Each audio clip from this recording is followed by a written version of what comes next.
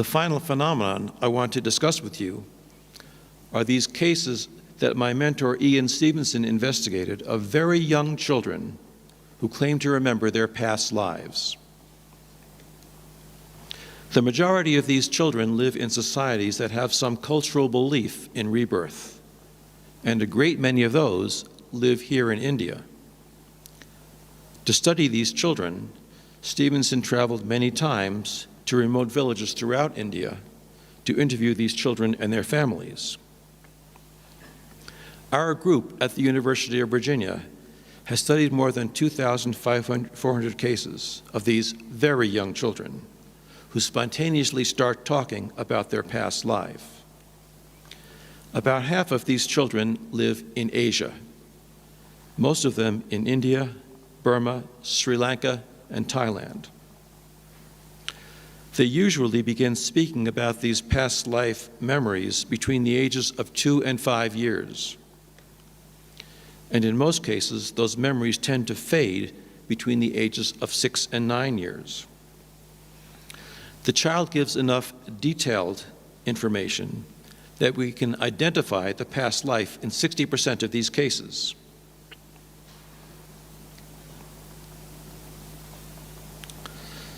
The average age of death in the past life is 33 years, but that varies from country to country. In places like the United States and Europe, where there is less violence in the culture and healthcare is more available, the age tends to be higher. In 60% of cases, the past life remembered ended violently, either in a tragic accident or by intentional wounding.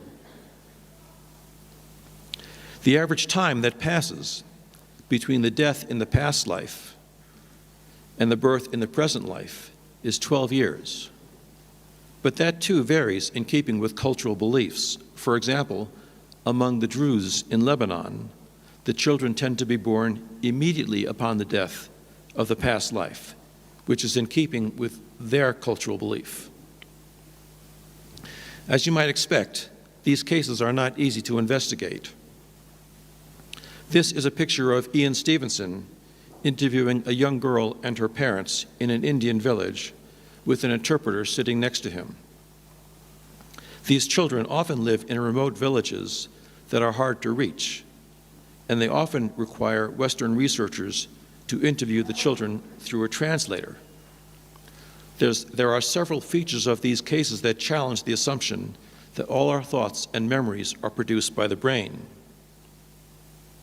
First, these children often have detailed and specific memories that correspond to the life of someone who had lived and died in a distant location, of whom they could have had no knowledge by normal means. They will mention the names and occupations of relatives and friends from the past life, and often the specific details of how that past life ended. In many cases, we can take the child to the remote village where he or she claimed to have lived previously, and the child is able to identify people and places he had never seen before in this life. Second, these children sometimes exhibit unusual personality traits, likes and dislikes, that are incompatible with their present lives. For example, some of these children recall a past life of the opposite gender, and they want to dress and play like someone of the opposite gender. A child born to a Hindu family may recall a past life as a Muslim, and he will reject the food his mother cooks because it was not prepared in the Muslim manner. Several young Burmese children claim to remember lives as Japanese pilots who were shot down over Burma in World War II. They rejected the spicy Burmese food and requested Japanese cuisine such as raw fish. And they rejected the traditional Burmese clothes and wanted pants like the Japanese wore. Many children who recall past lives have fears that they relate to their past lives. For example, a child who recalls having been drowned in a well may have an unusual fear of water. Finally, third, some of these children exhibit unusual skills that they have not been taught. and indeed that no one in their village knows. For example, a child may be able to play a musical instrument without being taught, or may have skills related to their occupation in the past life. We have studied children in Sri Lanka, in villages where only the Tamil language is spoken, and yet the child can converse in Sinhalese.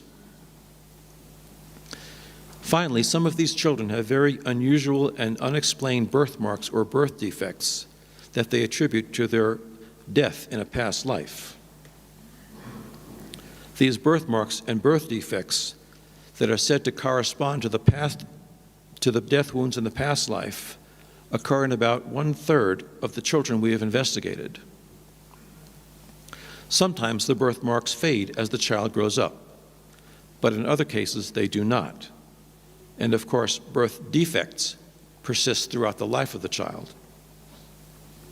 In 18% of these cases, we can confirm through medical records or autopsy reports that the death wounds from the past life do indeed correspond to the birthmarks or birth defects in the present child.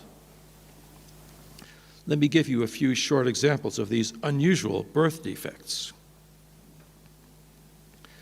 These are the hands of Mien Thein, a Burmese girl born in 1956. She remembered the life of a man who was riding home on his bicycle when he was stopped by a gang who had been hired to kill him. They made him get down on his knees and prepare to cut his head off with a sword. At the last moment of his life, as he was on his knees facing the swordsman, he suddenly raised his hands to plead for mercy, or maybe to protect his face from the sword. And the fingertips on both his hands were cut off by the sword. As a child, this girl, Mien Thein, insisted on wearing boys' clothes and referred to her actions with masculine verb forms. These are the hands of Lek Pal, an Indian boy born in Uttar Pradesh.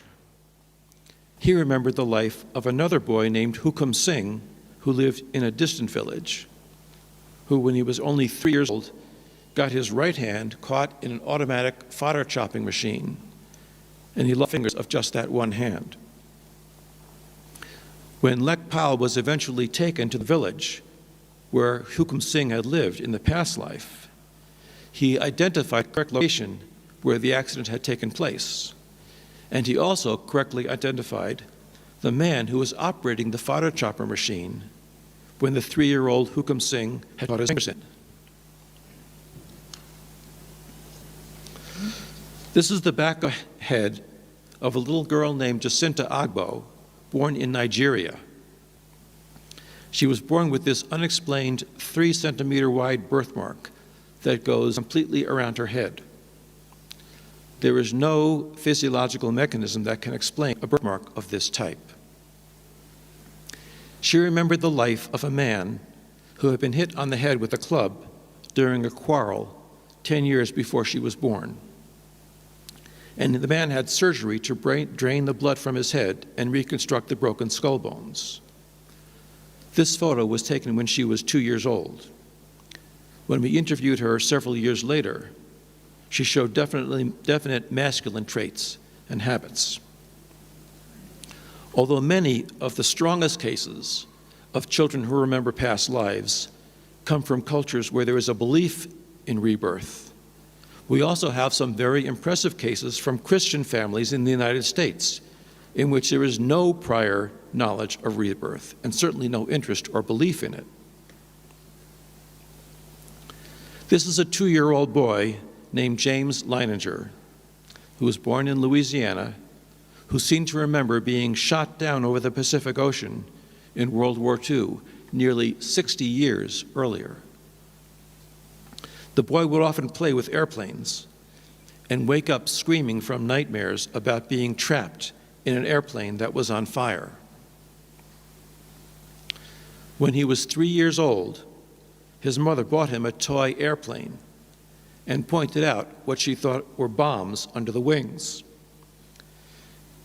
But little James corrected her, saying that those weren't bombs, they were drop tanks something she had never heard of. He eventually gave many more details of his past life, saying that he flew an airplane called a Corsair that used to get flat tires frequently, something that military historians confirm is often true of Corsairs. He also gave the name of the aircraft carrier he flew from as the Natoma, and he said that he was killed flying over Iwo Jima, and that his best friend was another pilot named Jack Larson.